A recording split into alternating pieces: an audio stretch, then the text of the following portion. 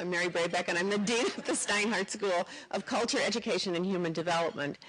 And many of you, I think, were present for the first in our series on this topic, the discussion that we had in November with Marcia Lynn, who presented the empirical evidence from psychological literature on gender differences in cognition, learning, and achievement, and Josh Aronson, who is in our applied psychology program in the Steinhardt School, who presented his work on stereotype threat and impact of stereotype threat on individual achievement. This presentation this morning will be an attempt to straddle both worlds, the world of theory and research and the world of practice. And we will begin with a look at the empirical evidence on the value of single-sex schools. The fact is that the single-sex education has been largely confined to secondary schools in the United States, and more pointedly, it's been limited to parochial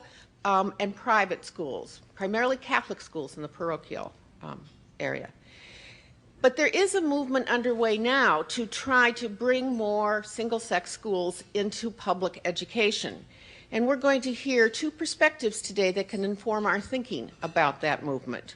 One perspective argues that such schools can provide academic advantages, particularly for kids who have not been served well by the public schools. The other side argues that there may be social, perhaps even civil rights consequences of such a movement towards single-sex public education. Presenting his research on the advantages of single-sex schooling is Professor Cornelius Riordan of Providence College. He's a sociologist. Neil Riordan has studied this topic for over 2 decades and has authored books and numerous professional papers on the topic. He is presently director of a major U.S. Department of Education study on the topic of single-sex education. And in full disclosure, because we also have a lawyer presenting here, I want to disclose that Neil Riordan is a dear and long-term friend, and I worked with his wonderful wife, Arlene Riordan, for many years at Boston College. So I'm delighted that they're both here on a personal level as well as a professional level. Addressing the broader and legal and social implications of single-sex education is Emily Martin, Deputy Director of the Women's Rights Project of the American Civil Liberties Union. She focuses on advocacy for full equality for women in American society and places particular emphasis on the needs of low-income women and women of color, two of the populations that are being thought of in the discussion about single-sex education, single-sex public education. I have no doubt that we will have a wonderful discussion following these presentations by two very informed scholars in the field, and I'd like you to think about that discussion, and we will turn to it at the end. We will adjourn promptly at 10:30, as is our tradition, and I'll ask Neil Riordan to begin our conversation.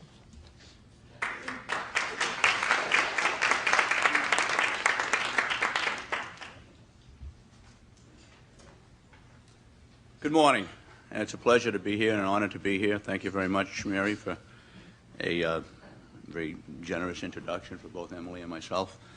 Let me say that it's Emily and I were talking before, and it is, I think, a good opportunity for each of us to have an opportunity to speak with each other present. I know, speaking for myself, I'm oftentimes speaking to single-sex groups, and it's like speaking to the chorus. And it's a lot more interesting. I think you're in for a unique opportunity. Let me say that obviously this is a very contentious issue. There are stakeholders on both sides of the issue. And one thing that I've come to learn after 20 years, although I came into it pretty naively, is that pretty much nobody is unbiased on this issue. And that probably includes myself. I think that it's very difficult to, I haven't found an unbiased person in 20 years. My role here is as a social scientist. I'm a sociologist. What I try to do, and I guess I imagine many of you are educational researchers, what I try to do is to do the best research I can do. I try to read the best research that I can and try to integrate that. That's always a flawed process, as you know. But that's what I did. I wrote an article on single-sex schools about 20 years ago. I thought that would be a single article, maybe just something on the way to promotion, and that would be the end of it. And instead, here I am 20 years later, probably still be speaking about it for a long time. As a sociologist, for me, schools are social organizations. And that's my approach. I look at schools and how schools may affect or may not affect student outcomes. And I'm interested in academic outcomes. I'm interested in socio-emotional outcomes. Now, I would begin, before I even get past the title page, I'd say that it's perfectly clear to me, probably from the beginning to the end, that single-sex schools are undoubtedly not the right place for all students, and in fact, they're not the right place for many students. And I'm also convinced that they're probably not the right place for any student for an entire educational career, from beginning to end. Moreover, I would admit to begin with that students do not automatically do better in single-sex schools. But when I say that, of course, I mean that people don't automatically do better in any type of school. So that's I think that's important to kind of have that view. But I would say that based on 25 years of experience, that I do believe that there is adequate evidence that single-sex schools can be very, very conducive to learning for certain students, and particularly for at-risk students, particularly for African-American students and Latino students, particularly for African-American males. So let me begin with several simple assumptions. The first is a quote from Jim Coleman. And you can read the quote. I'm going to depart a little bit from the quote. But my point of departure is to reject the notion that certain inputs provide equality of educational opportunity, or that they even rise to the point where they claim that they are more effective than other inputs. So since Coleman really set forth the notion in his Coleman report of 1967 about this, pointed out by the quote, the notion of outcomes rather than inputs has become the prevailing view in educational research, and that's what is the basis for my approach. My approach is to look at what the outputs are and to not start with the inputs. Secondly, I want to say that I see single-sex schooling as one of, you can name it, 36 reforms, if you like 56 reforms. It's a type of reform. And I put up a list of reforms that just to whet your appetite about that, but I mean, the list could be 36 long. It's just a type of reforming school. In this case, it's a structural reform. You could have a programmatic or a pedagogical reform, but to me, that's where I see it. So with those introductory remarks, a couple of basic definitions. Single-sex schools refer to education at the elementary, secondary, or post-secondary level in which males or females attend schools exclusively with members of their own sex. Now, alternatively, males and females can attend a school, a facility in which both boys and girls are housed in the same facility, but they attend all single-sex classes. And those of you who stood up, perhaps it's possible that some of you went to that type of school. We call that a dual academy, generally. An entirely different phenomena is, which is fairly widespread today, is single-sex classes, where here you're talking about single-sex classes of a very selective nature in an otherwise co-educational school.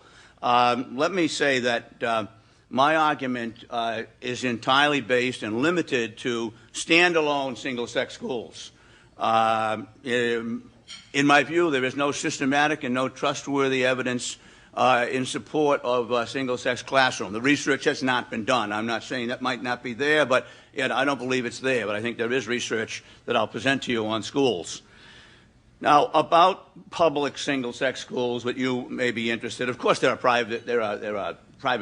single-sex private schools, but in the public sector, currently, contrary to what some of you might know, there are actually about 49 single-sex schools. There are not 84, as is oftentimes published on some websites. There are 49. About half of them are female and half of them are male. These are these are, now I'm saying public schools. 1/4 of those 49 schools are charter schools. The remainder are regular public schools. And just before 1996, there were only 2 single-sex public schools that were had been historically in existence. And those after that, the Young Women's Leadership School in New York, and you're going to hear from Ann Tisch, and she was the foundress of that school. That began in 1996, and so, in 1996 you had 3 schools, and then since that time, over the past decade, the number of public schools has risen to 49. By the way, the other figure you might come across is 84. That's misleading because those schools include a lot of schools for delinquent children, for behavioral modification schools, so that the accurate number, and I've done a recent check on that, and the accurate number is 49 schools. Well, as Mary said, my purpose is to present some evidence to you. I'm going to speak for quite a while, not quite a while because we're going to shorten this up, but I'm going to speak for about 5 minutes on this chart, and then I'm going to skip a couple of charts because this chart summarizes, in my view, what we know about single-sex schools. It's a study that was done in the 80s by Valerie Lee and Tony Breik. It was a study done on Catholic schools, making use of a large data set called the High School and Beyond data set, which was a study of the high school class of 1982. And, of course, they limited their remarks, their study, to just Catholic single-sex and Catholic co-educational schools. Now, in this study, this is a summary of their study, and what they did is they studied 37 outcome measures. The outcome measures cover all of the typical academic test score measures, socio-emotional, self-esteem, attitudinal measures, attitudes towards school climate measures, and school completion. And just so that you can read the chart, an outcome is anything going up the scale on the vertical. So for example, that over to the far left of the chart is an outcome, and to the far right over here is an outcome. And so that's a single outcome because it corresponds with one. So that's one outcome. I'm not telling you which outcome it is because in this display they don't say, but it's one of the 74 outcomes. So up here there are 74 outcomes, 37 for males, 37 for females. It is the case, as you might guess, given my view on this, is that the outcomes to the right favor single-sex schools, to the right of 0, and the outcomes to the left favor co-educational schools. So several things can be drawn from this, and let me say that even though this is a Catholic school study, even though it's in the 80s, it accurately, in my view, mirrors a systematic study that we did just recently as part of a U.S. Department of Education study of what are the 40 best studies on single-sex schools. And this is one of the 40 best studies. But I think it really draws the picture. And here's the picture. First of all, these outcomes are normally distributed. And we social scientists like to see that. That is to say, there's a kind of normal distribution to these outcomes. The second thing you can see is that the outcomes are clearly tilt in the direction of favoring single-sex schools. In fact, it is the case that nearly half of the outcomes are statistically significant and favoring single-sex schools. That is, those anything above at 0.15 or above.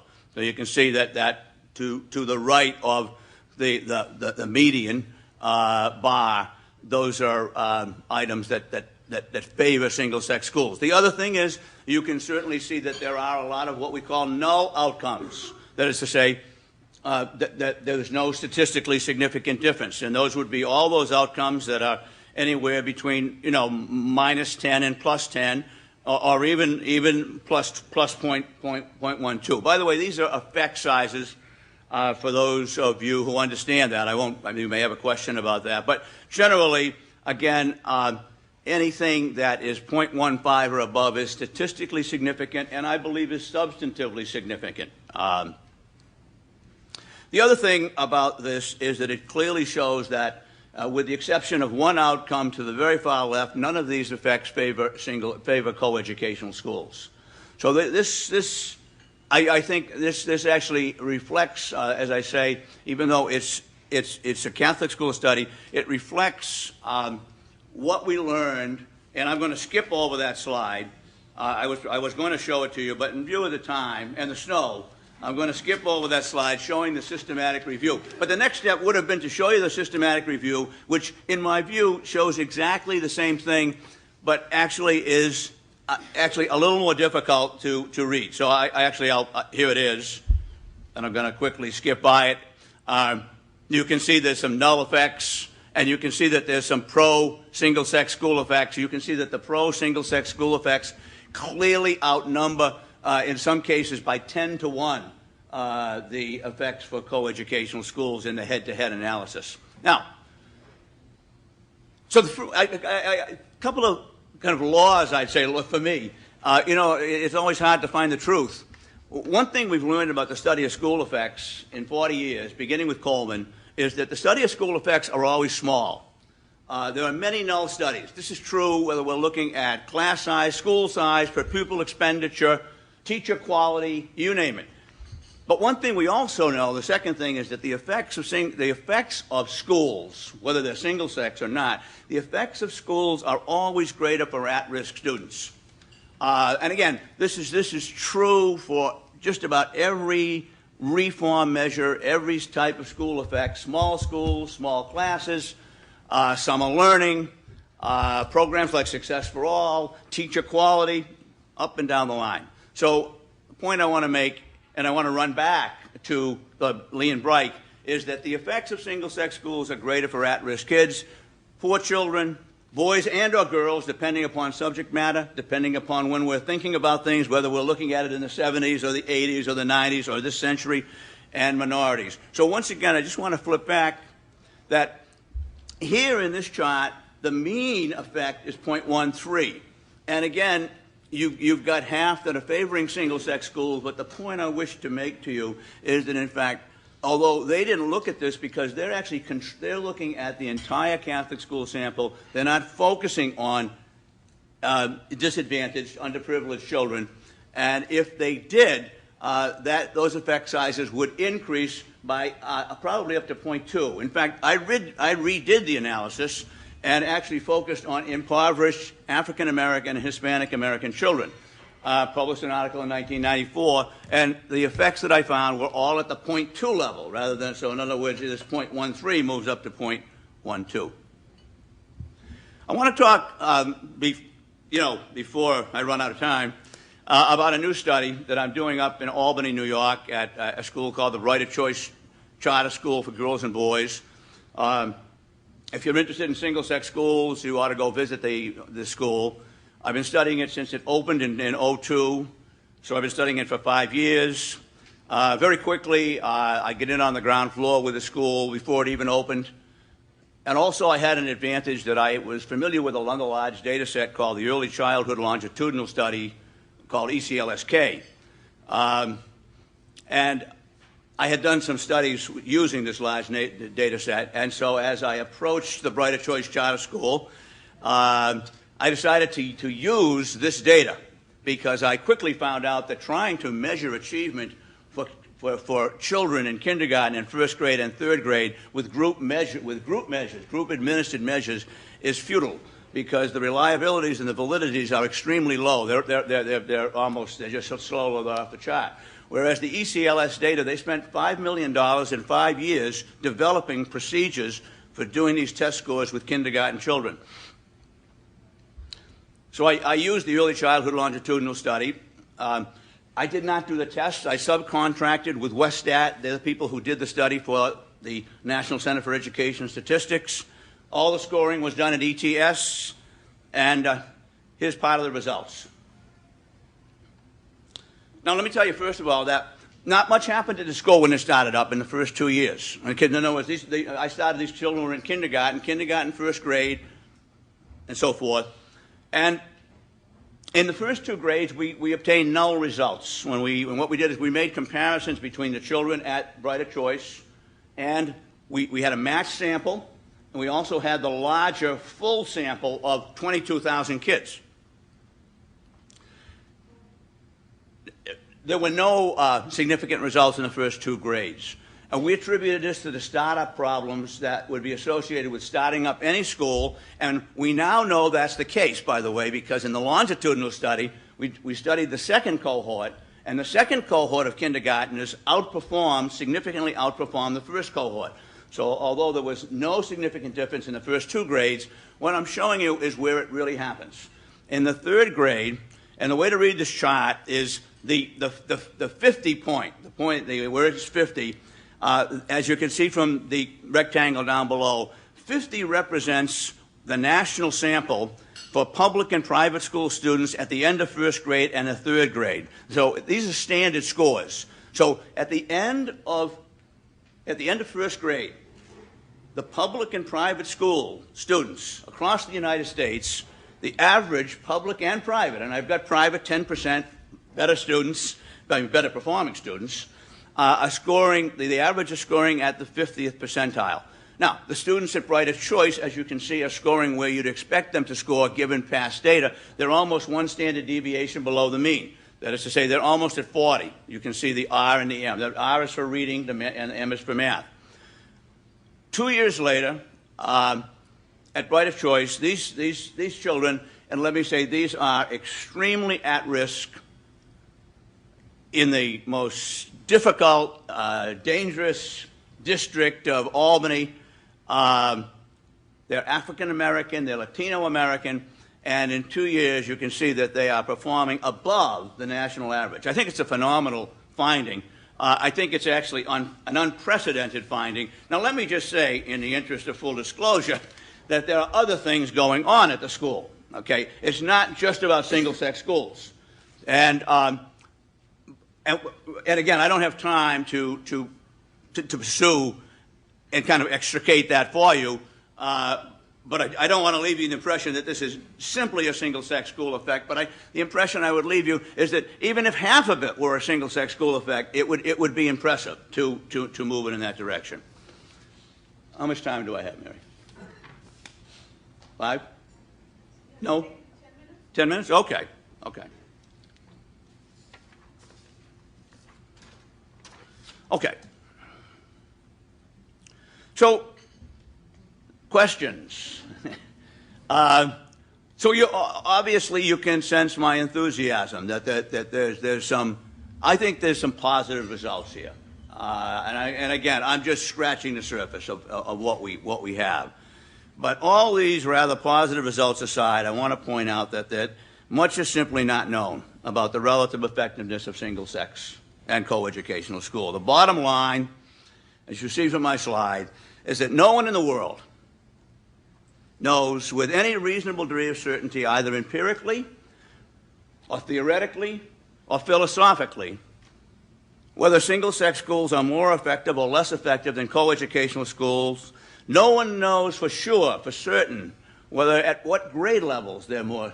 At what grade? I'm talking about grade levels. We have no research on that, specific grade levels, or in what kinds of areas, what subject areas, what socio-emotional development areas. It might be, and here I just raise hypothetical, it might be that single-sex schools are more effective in the middle schools, but not in kindergarten and not in high school. It might be that they only work if you have a full dose from kindergarten to K, but we don't know that. It might be that single-sex classes for girls in math and science and single-sex classes for boys in reading would lead to greater gender equality for each sex in these areas where there currently exists a gender gap.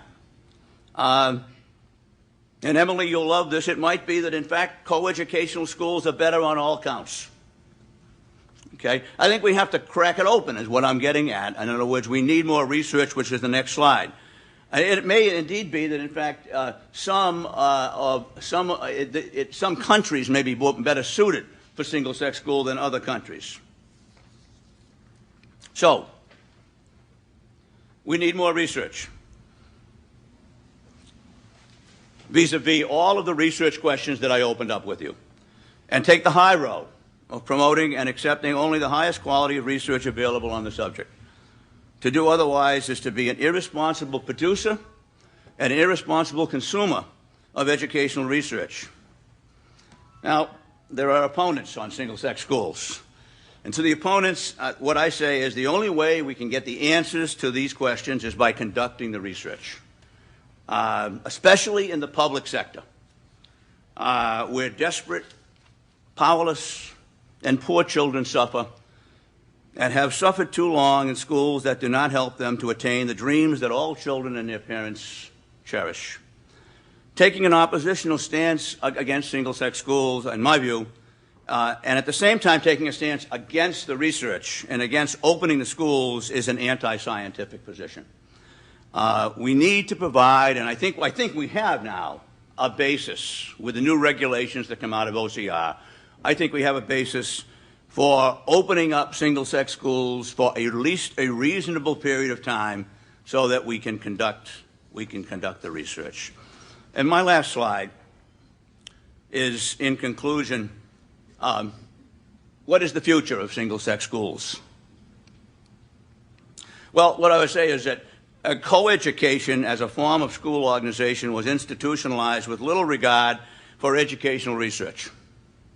That truly was the case. And it was institutionalized with little regard for educational theory or sociological theory. Thus, political correctness or educational politics often does override educational research, which is what I think schools of education are about to a great extent. And Rosemary Salomon, my colleague, identified this process when educational politics overrides educational research. Salomon calls this the perils of ideology. And single-sex schools are politically incorrect. They are downright politically threatening, maybe to some of you here, to many people. Many of the people of educational research and policymakers, special interest stakeholder groups, and you know, I hate to include on this non-inspiring note, but this is the nature of what we're working with. It's not oftentimes about what school works best, but it's about what most people think is politically expedient. So in the long haul, though, I think we have to have a combination. I mean, I think that the education of our children is too important to just have the arrow between educational politics and educational practice. And what we need is educational research. There has to be we have to have educational policy and practice should be crafted out of an interplay between politics and between research. Thank you.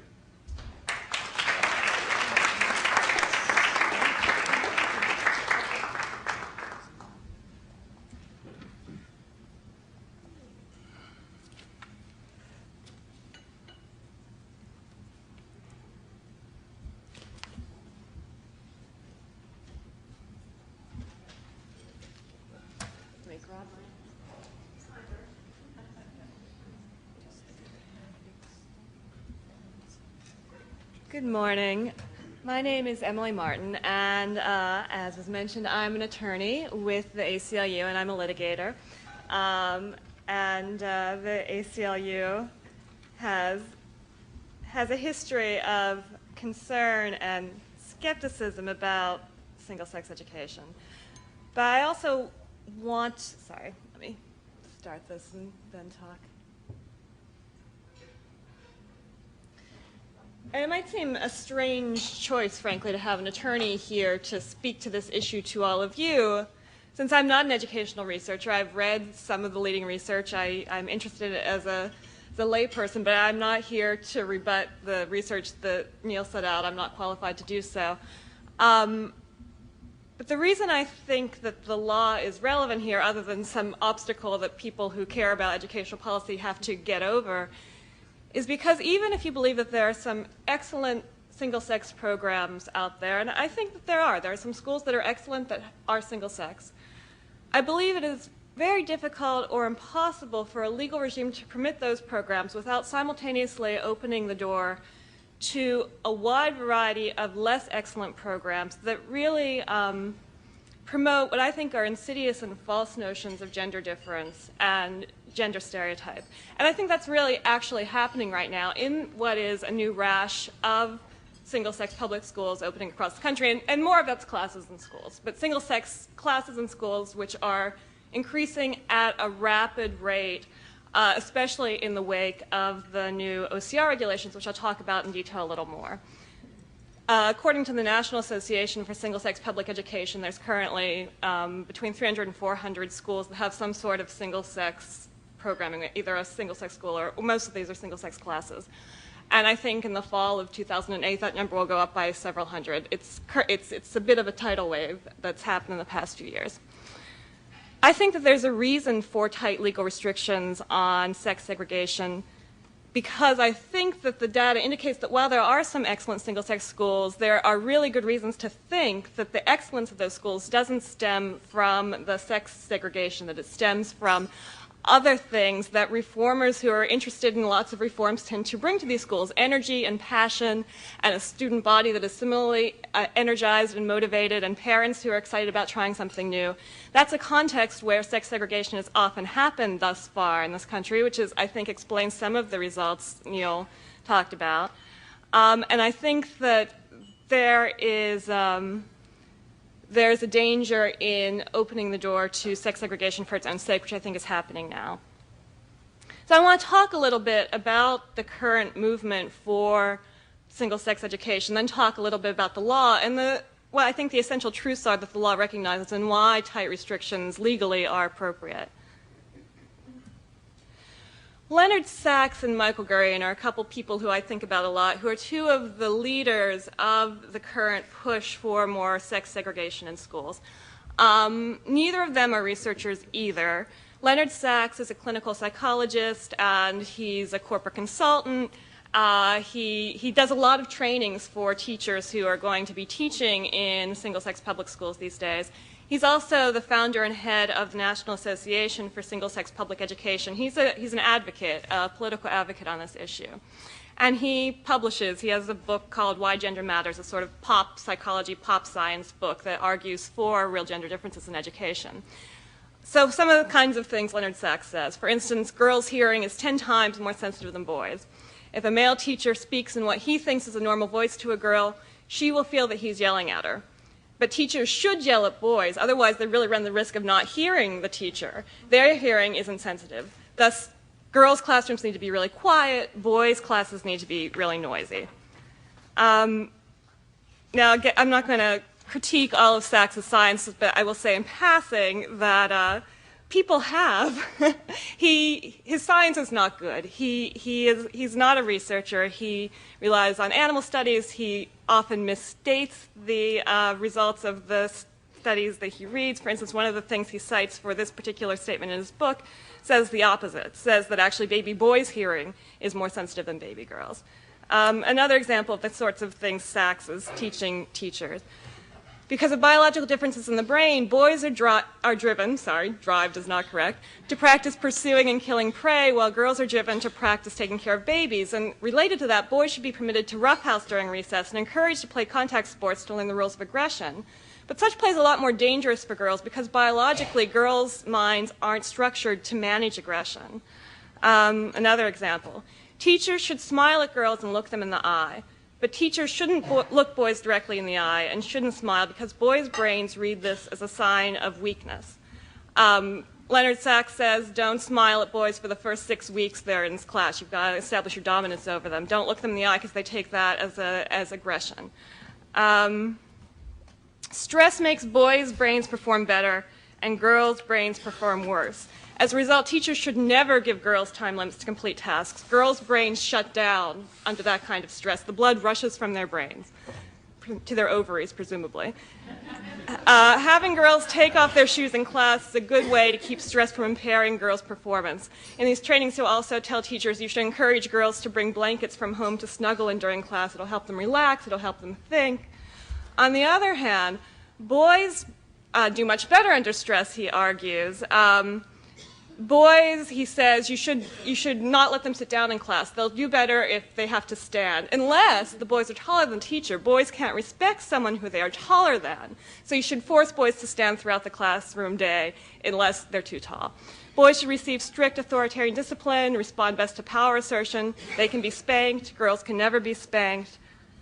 Anomalous males, this is Leonard Sax's language, boys who like to read or who don't enjoy competitive sports or rough and tumble play is how he defines this, and who don't have a lot of close male friends, even if they think they're happy, he thinks they are a real concern, that they should be firmly disciplined, they should spend as much time as possible with normal males, again his language, and they should be made to play competitive sports. You'll be pleased to know Leonard Sax is less worried about tomboy girls, but anomalous males do concern him quite a bit. Michael Gurion is another one of the trainers of teachers. He runs an organization called the Gurion Institute, which is in the business of training educators around the country and trains a lot of educators who are currently teaching in public single-sex schools and classes. He publishes various books about boys and girls, one of which is Boys and Girls Learn Differently. Michael Gurion has a graduate degree in creative writing. He is a novelist and is a counselor in Washington State. I understand that the counselor designation in Washington State can be achieved by someone who has a graduate degree in creative writing and doesn't have any psychological training. He's not a professional educator, but he has styled himself an expert on these issues. And he similarly writes these pop psychology, pop science books, and some of the things he says, boys are more likely to play sports than girls because of differences in their brains. Full female participation in athletics isn't neurologically or hormonally realistic. Boys naturally, because of their brain structure, excel at abstract arguments, philosophical conundrums, moral debates about abstract principles. The male brain gravitates toward engineering, for example. Female brains, by their nature, by their structure, favor concrete thinking. Boys are better than girls in math because their bodies receive daily surges of testosterone. Girls, on the other hand, experience estrogen surges during only a few days in their menstrual cycle. And because of this estrogen surge, an adolescent girl may perform well on any test, including math, a few days a month. Boys, on the other hand, consistently have a natural adeptness to abstract math due to their consistent testosterone surges. One of the things, a direct quote from the materials that the Gurion Institute uses to train teachers on these issues, pursuit of power is a universal male trait. Pursuit of a comfortable environment is a universal female trait. Now, I find this troubling. I find it troubling that these voices are, frankly, more influential voices than voices like Neil's in the debate today. If you read a newspaper about a school district that's initiating a single-sex class in their schools, they are likely to talk about how boys hear less well than girls. Girls need a warmer classroom, boys need a colder classroom. Leonard Sax is likely to be quoted talking about these things. This is a very powerful thread in the movement towards sex-segregated education today. And it's also not as though you can sort of easily piece out, well, there are the schools that we were hearing about before for at-risk students in failing public school systems, and then there's this other thing that we can separate out. For instance, Philadelphia has created various sex-segregated schools and classes to respond to many of the concerns that were being raised earlier about students who are failing students with really high needs, the notion that we have to do something innovative, we have to do something new to reach at-risk students and students of color. And Leonard Sax was brought in to do this training. Leonard Sax told these teachers about his theories about blood rushing to the male brain under stress and rushing away from the female brain under stress. The threads, it's not easy to separate good guys and bad guys here. One's concerned about the potential for gender stereotyping in education. One has to look critically at all these sex segregation experiments currently happening in public schools across the country. As another example, in South Carolina, they have an office, it's the only, as far as I know, state in the country that has created this position for Director of Single Gender Initiatives in the Department of Education in South Carolina. And the Director of Single Gender Initiatives is a man named David Chadwell, who's a board member of Leonard Sax's organization, the National Association for Single-Sex Public Education, who is also a private consultant on these issues. It's his job to initiate these exact sorts of programs in South Carolina schools, and he's been very, very successful. At least half of South Carolina's public school districts now have some sort of sex segregation going on. And Chadwell's writing says things like boys should be allowed to throw balls in the classroom, boys' classrooms should permit lots of loud talk, boys should have to stand while answering questions, girls' classrooms should be kept very quiet. Any sort of noisy outburst should be stifled because girls can't think if it's noisy. Girls should be given the opportunity to color their assignments before turning them in, that's something that girls respond to well. Again, I find this really worrisome. So let me talk about the legal context and what I think the law says and the essential truths that I think the law recognizes about the danger of these sorts of initiatives. So a quick legal primer. The constitutional law is sort of the overarching law, even if the statute changes, even if the civil rights regulations changes. Theoretically, constitutional law does not change. The two federal laws which are relevant to sex segregation in public education, other than the Equal Protection Clause of the Constitution, are Title IX and the Equal Educational Opportunities Act.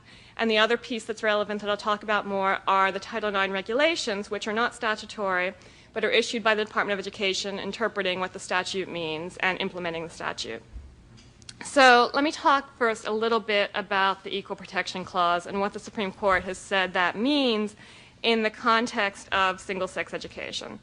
First of all, I will admit that there's not a lot of law here. Frankly, there have been shockingly few cases where courts have struggled to determine what's legal and what's not under the Constitution and Title IX in regards to sex segregation in education. It's very surprising. There's literally a handful of cases.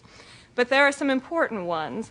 The most important one is a case from 1996, United States versus Virginia, which is the VMI case, in which the Justice Department challenged VMI's all-male policy of admission as a violation of the Constitution.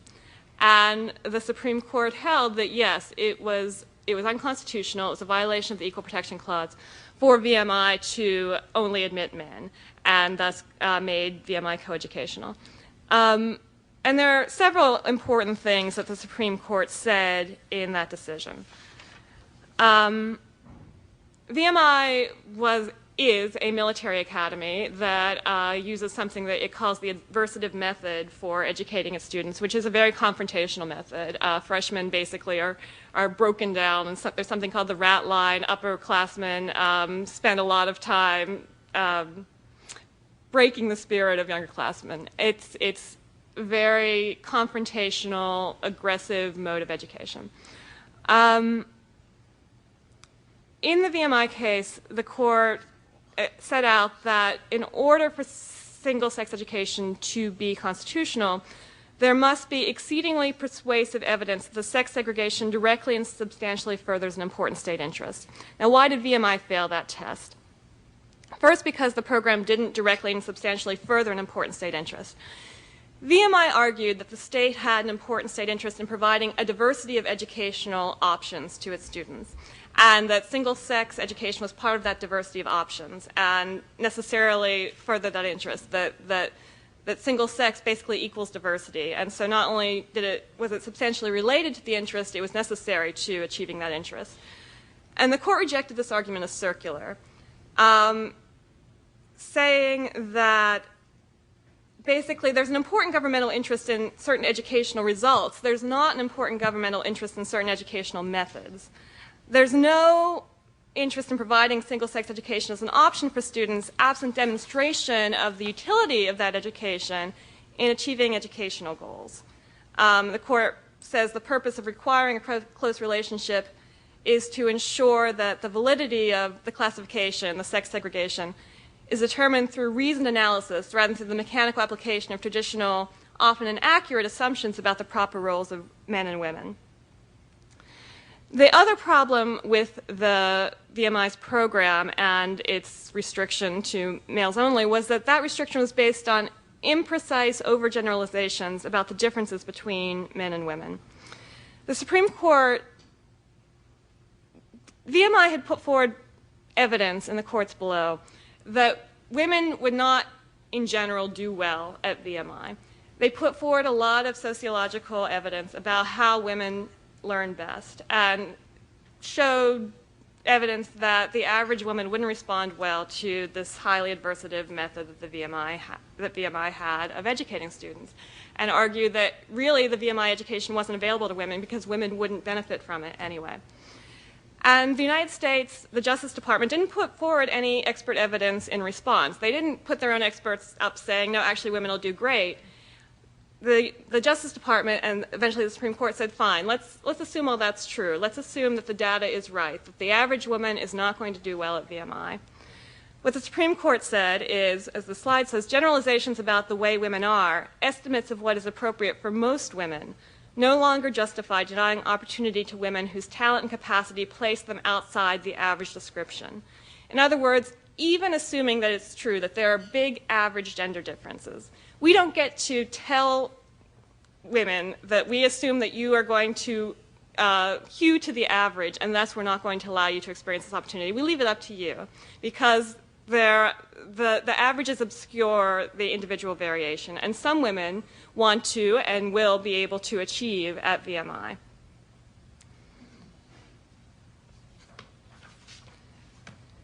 One other thing the VMI court said, which I think is important to this discussion, is that state actors controlling gaze to opportunity may not exclude qualified individuals based on fixed notions concerning the roles and abilities of males and females. And again, it wasn't the court was arguing that these notions are all necessarily inaccurate, that there may be a kernel of truth here, but it's not up to the state, to the public educator, to say that you aren't allowed here because on average you will not respond well to this education as a female.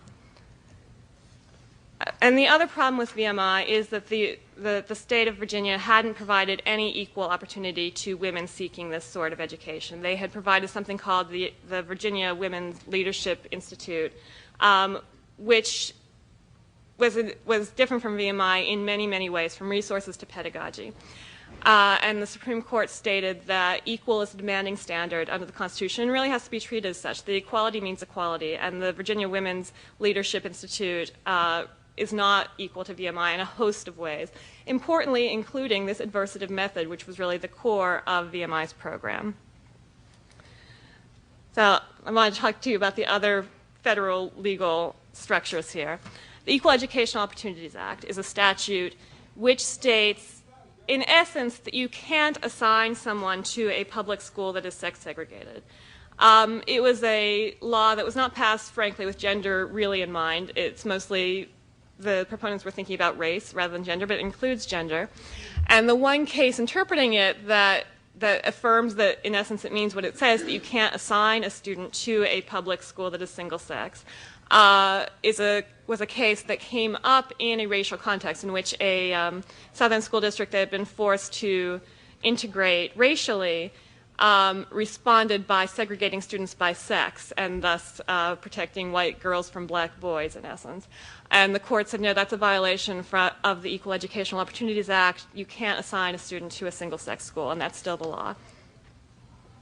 Title IX says in its statutory language that no person in the United States shall, on the basis of sex, be excluded from participation in, be denied the benefits of, or be subjected to discrimination under any education program or activity receiving federal financial assistance. There is an exception from that broad language for admissions to elementary and secondary schools. So the Title IX statute doesn't seem to speak to single-sex schools per se. It speaks more directly to single-sex classes within coeducational schools. And that's generally how it's been read. Before 2006, the Title IX regulations, reading and implementing this broad non-discriminatory mandate, prohibited coeducational schools from segregating students by sex for class in almost all circumstances, very narrow exceptions for sex education and contact sports. Some people also read a general statement in the regulations that affirmative action was available in some instances to mean that single-sex classes might be okay if it were done to remediate some effects of past discrimination or to constitute affirmative action in some way. But frankly, the regulations didn't say that, didn't directly speak to single-sex classes in that context. And because Title IX exempts admissions to elementary and secondary schools, the regulations never strictly prohibited schools as opposed to classrooms, but they did require that some comparable opportunity be available to the excluded sex if a district had a single-sex school. Now, the current regulations say that a school may create a single-sex class or extracurricular activity either to provide diverse educational options to students or to address what the school has judged to be students' particular educational needs, and participation must be voluntary. Now, I think that there are a lot of problems with the current regulations. Looking at the first rationale that a school can create a single-sex class whenever it wants to provide diverse educational options to students, if we think back to what the Supreme Court said in VMI about how diversity is not an end in itself, that there needs to be some sort of showing that this particular diverse option will actually forward an educational goal, I think that the regulations simply don't heed that warning. The regulations invite schools to create single-sex classes and just with very little justification at all, with the assertion that parents and students will appreciate this diversity of option, and that in and of itself is sufficient justification to segregate students by sex. And I think that that's a misreading of constitutional requirements and a troubling approach that invites schools to institute sex-segregated programs with very little thinking, with very little carefulness, with very little rationale behind them. The other reason that the regulations permit single-sex classes to address what the school has judged to be students' particular educational needs sounds somewhat more appealing, sounds like there might be more of a test there.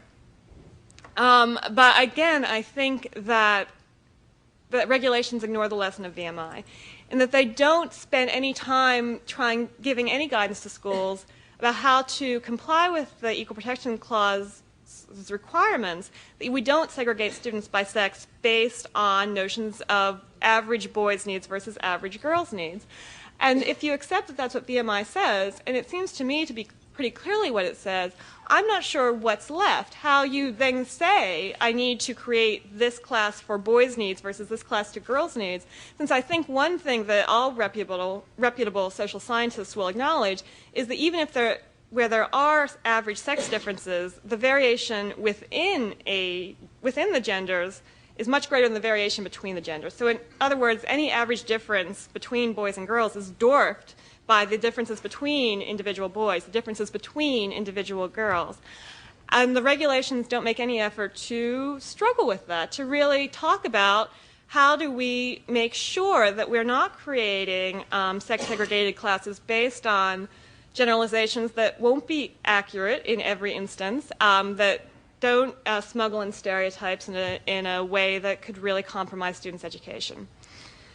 Now, one good thing that the regulations do is make clear that participation must be voluntary and state that participation is not voluntary unless there's a substantially equal coeducational class or activity available to the student. That's something. I will say that it's something that schools have not been perfectly great about hearing in the regulations. I think many school districts across the country have read these regulations basically to open the door to any sort of experimentation that they can think up.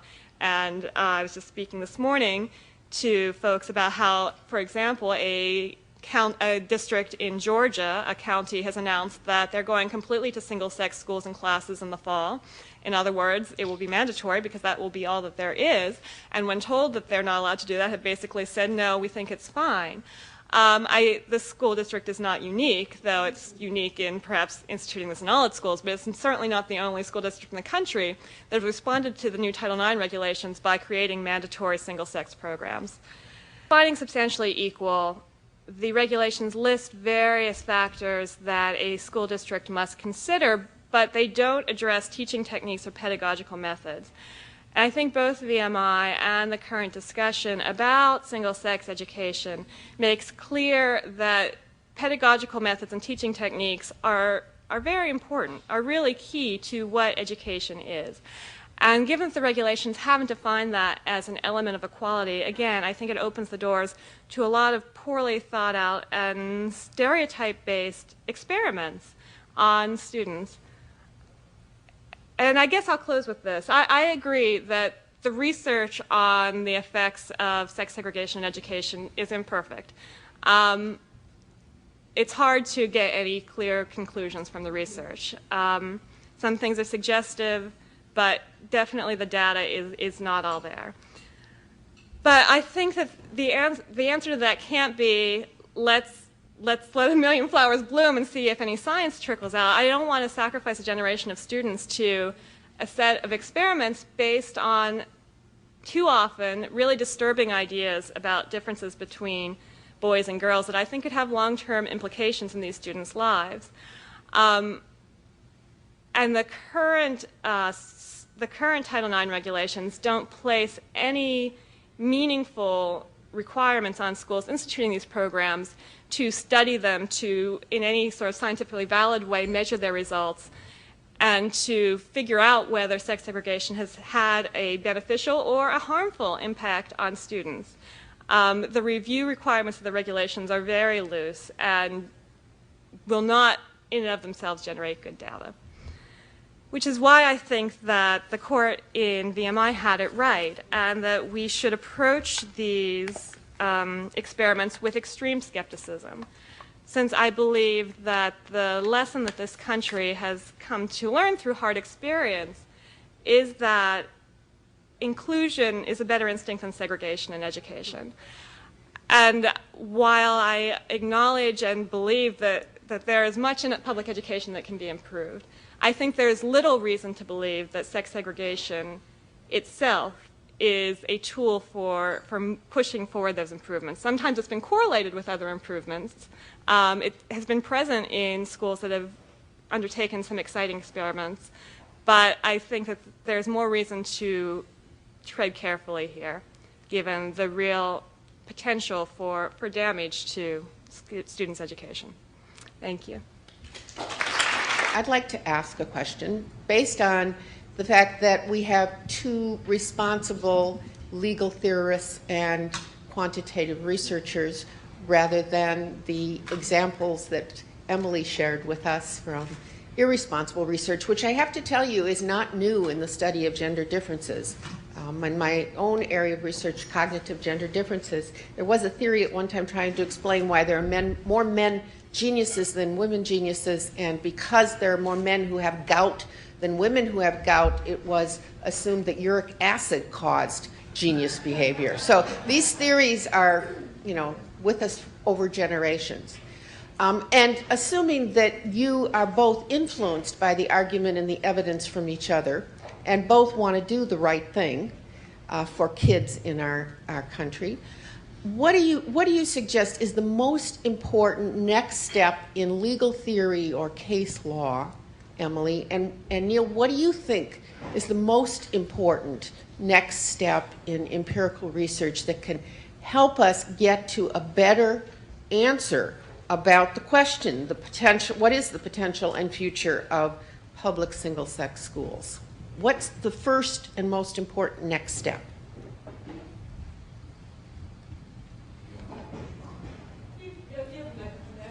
Oh, microphone. Oh, okay. All right. So I think if there was a first step, I think that we really need some high-level, high-quality research. It doesn't necessarily have to be of the kind that NCLB says. It doesn't necessarily have to be random assignment work. It can be quasi-experimental work, strong quasi-experimental work that really looks at and particularly looks at these results in the public sector. And again, I think that could be done over a 10-year period. John Danforth proposed this, but I think in 1996, a 10-year experiment that he proposed in Congress, and it's moved. I think it passed through the House or the Senate, one or the other, but it never got through there. But I think that's what we need. I think you need good research, and I tried to indicate maybe I didn't emphasize this enough, is that there's a lot of research that's not so good. In our systematic review that we did for the United States Department of Education, just to give you a quick idea, we started out with 2,000 citations.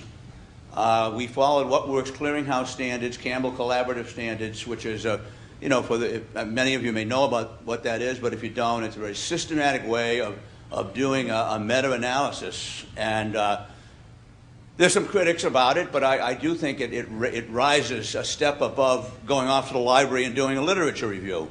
And we start out with 2,000 citations, narrowed that down to around 379 studies in one stage, and then we narrowed it down to about 150 studies that they met our protocol, because we'd set up a protocol that the study had to have ample sample size, statistical controls, reliable and valid measurement, and we finally get down to 40 studies. That's the one. I just kind of skipped over that slide.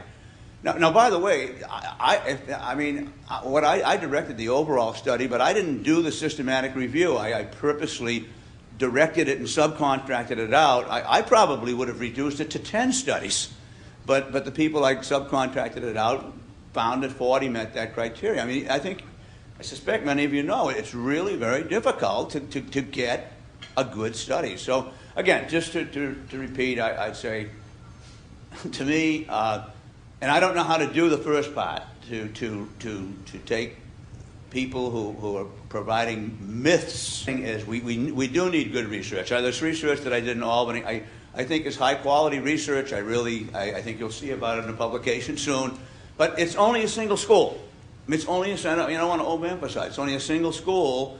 The value of it is it's a single school going up against national data, which gives it some strength.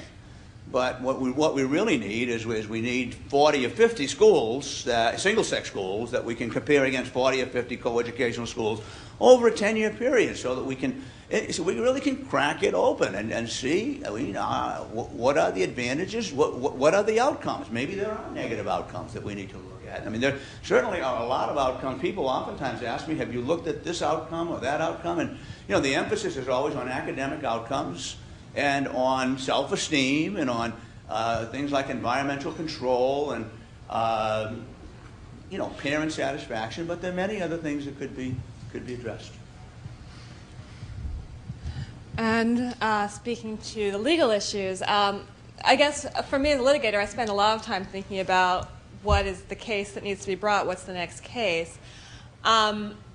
And I think some of the important cases that need to be brought are cases that challenge the school districts that have adopted the Sax and Gurion theories head on. I brought one such case in Louisiana in 2006.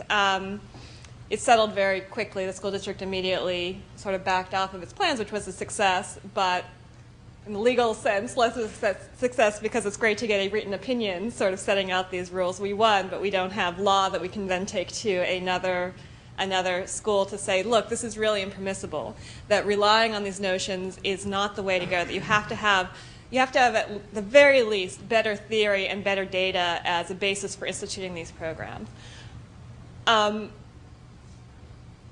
I won't lie, the ACLU thinks that these programs are probably illegal no matter what data it's based on. But I think there's the ultimate ACLU ideal of the world, and there's what the next better step is. And I think that having a clear statement by the courts that in order to institute a sex-segregated program, a school district has to have articulated its goals, has to measure those goals in a reasonable way, has to have some reason for thinking that sex segregation per se will advance these goals, that would help. And I think having a few courts really speak directly to these notions of junk science brain difference that are more and more infiltrating the discussion and really pushing those back would be helpful as well as the next important step. Thank you. What are your questions? Yes, sir. Probably directed to Neil. Neil, if you could go back to Albany. Could you tell us who you are? I'm James Machen, community superintendent in Brooklyn, District 13. Thank you. Neil, your study in Albany, you indicated that there may be some other things that are contributing to the growth. What are some of those things? Is it like SFA, Read 180, the quality of teachers? Because I'm not certain I know enough about what you did in Albany. Neil?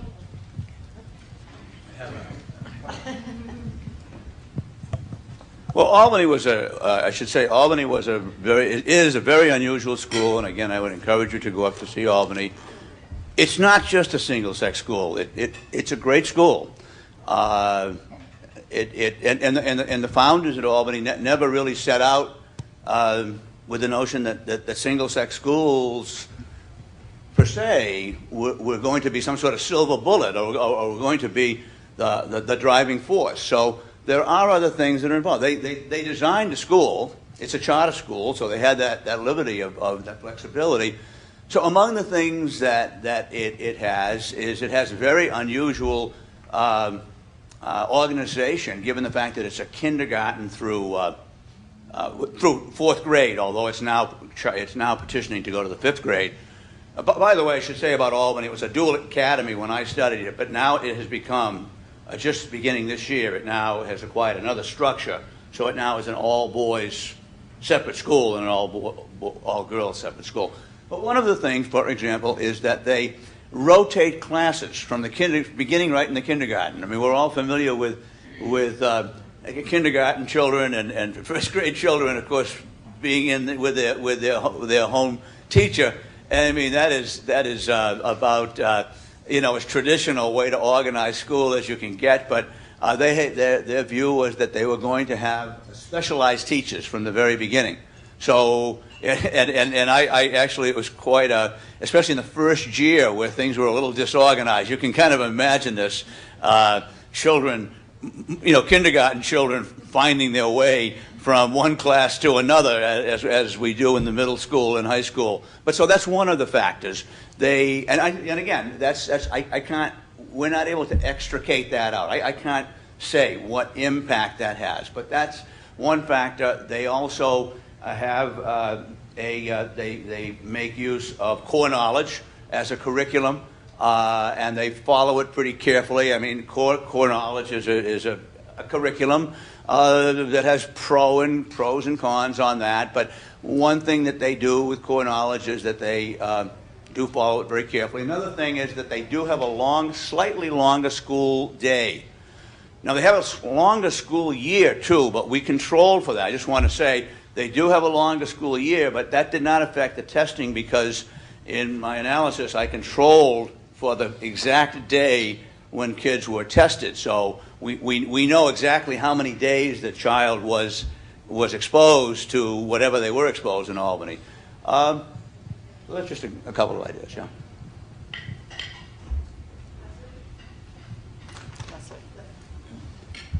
Leslie Siskin, you both talked about kind of the dangers of overgeneralized stereotypes and experiments. And I think there are some who would argue that the comprehensive high school is designed as an experiment, a large-scale experiment, based on an overgeneralized stereotype about adolescence, and that they have systematically underserved certain sections of the population. When single-sex schools come in as an effort to remediate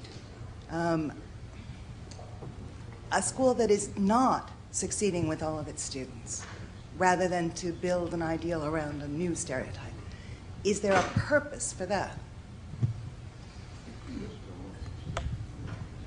Well, I think as a legal matter and a policy matter, the important question to ask is why do we think that the single-sex aspect of the school remediates? Why do we think that that innovation responds to what has been lacking in the education that was going on before? And again, as a legal matter, the case that says this most clearly is a case that came out of Federal District Court in Michigan in the mid-90s. It was about a all-male African-American boy academy, a Garrett case. and the court found that that academy was unlawful under the Constitution and Title IX. But I think the important thing that the court said is, yes, Detroit demonstrated that there were real problems with the school system. These boys' needs were not being addressed. There was a real need to fix things, and there was a crisis going on here. But what Detroit didn't do was put forward any evidence that showed that it was the presence of girls that was creating the problem for these boys, and or that the removal of girls would fix the problem. And I think that in a lot of discussion of single-sex education, there's a lot of unexamined theory, a lot of unexamined assumption that if you make a school, I think, look more like a private school, look more like a school that we tend to think has high academic standards, then that will help. It's surprisingly close, it matches up surprisingly well with the school uniform debate in my mind. I think people respond to the aesthetics of it without, in many cases, a lot of further analysis about why this particular innovation makes a difference. And I think it's complicated by the fact that when these innovations have taken place, it hasn't been this, that you just segregate the students. You do a lot of other things too, which can lead to a really exciting school. At the Young Women's Leadership School in Harlem, it's an amazing school. It would, I think, also be an amazing school if that level of resources and energy was brought to a coeducational school with the students selected in the way that the Young Women's Leadership School selects its students. So I guess that's my answer. Other questions?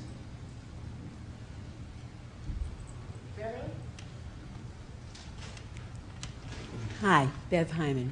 This is for Emily. You mentioned in your talk that there were about 400 schools, and this is a growing number throughout the country. And I'm curious to know, when these communities move in this direction, is it led by politicians? Is it led by religious leaders? Is it led by educators? And when they describe their rationale, primarily do they say it is a religious rationale that would benefit the community, or a political rationale, or is this devoted to looking at an at-risk population, or some other reason? And are these 400 schools concentrated in any particular segments of the population in the United States? And my answer is going to be based on impression and anecdote. I don't really know the data, but my impression is that it was the case that inner city public schools became first interested in single-sex programs, and that I think those schools were the first ones to institute these programs, beginning with Young Women's Leadership Academy and moving outward. I think today that's no longer the case. I think these things, these schools, these programs, these single-sex classes are happening in all sorts of different communities all around the country, and there are a lot of different stories told about why they are happening. I think that there are places where charter schools are, for instance, being instituted based on a notion of gender equity, that we're going to help poor at-risk girls and we're going to create this school that really gives them a chance, or we're going to really address the needs of boys who are more likely to be put in special education and more likely to drop out. And that's part of what the story is.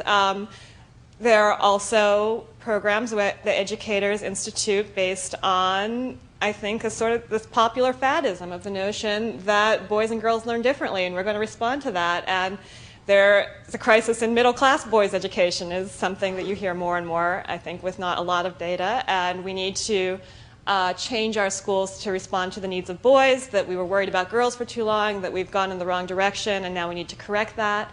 I think that's one thing that you hear a lot of.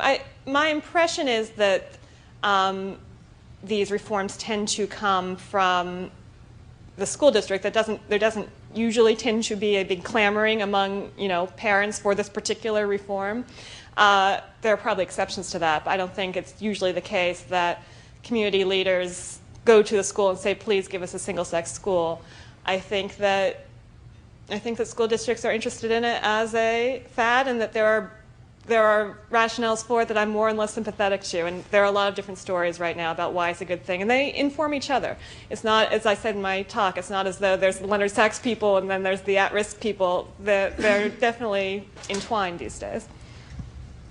Do you have? I think I agree with most of what you said. I think it varies quite a bit. I do think that schools are started by community leaders, educational leaders, in some cases by philanthropists who see a need, want to do something for the common good. I do think that in some cases there are parental pressures. I mean, I've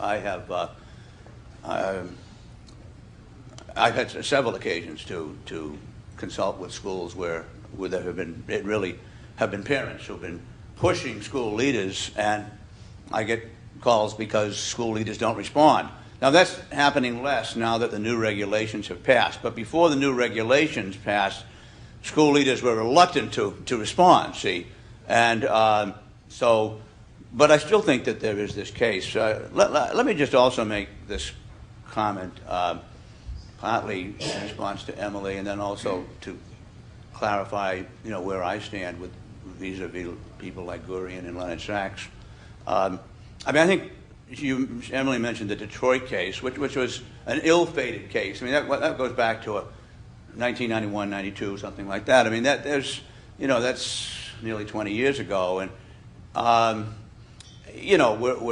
the focus was on boys. The boys were a problem. I think we've moved well beyond that. I think that what comes up now, and in my view, is that lower tiered inner city schools are oftentimes not about education at all. There's no education going on there. What's going on are what I refer to as youth values and anti-academic activities. And I've never felt any need to rely on these myths, as I call them, about male-female difference. To me, I have a rationale. The rationale is that, in fact, that young people have gained control of the school, and teachers don't have a control of the school. And how do you do this? I mean, you can try to do it from the top down. That's certainly there are various ways to do it, but single-sex schools are one way. They are an alternative way of gaining greater order and control. Is really to me, that's that's the rationale. That's the theoretical rationale that I see, is that you reduce youth values, you reduce male and female posturing in the school, and it's not about sex and romance, it's about posturing.